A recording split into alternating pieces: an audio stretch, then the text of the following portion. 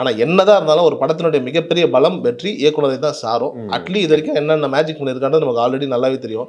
Because இந்த டேக்லைனே அதே தானே, மேஜிக், அட்லீஸ்ட் அ மெஜிஷியன், அதில் எந்த விதமான டவுட்டும் கிடையாது.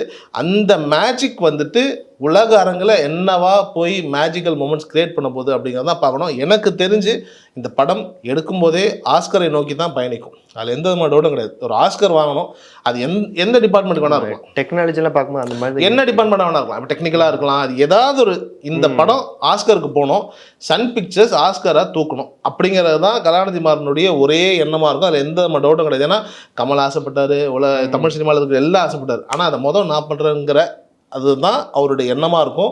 அதுக்கு அட்லியை வச்சு பண்ண ஒரு அழகான கேம் தான் இந்த படம். நீங்கள் சொல்கிற மாதிரி அது மாதிரி கூட இருக்கலாம். ஏன்னா சன் பிக்சர்ஸ் எடுத்தது அந்த ஆஸ்கர் நோக்கி இருக்கு. ஆமாம், இது ஆஸ்கரை நோக்கிய பயணம் தான். ஏன்னா சும்மா வந்துட்டு ஒரு நிறுவனம் வந்துட்டு பணம், அதுவும் சன் பிக்சர்ஸ் மாதிரியான ஒரு நிறுவனம் வந்துட்டு சும்மாலாம் வந்துட்டு பணத்தை இப்படி போட வாய்ப்பே கிடையாது. இது ஆஸ்கரை நோக்கி ஒரு பயணம் தான்.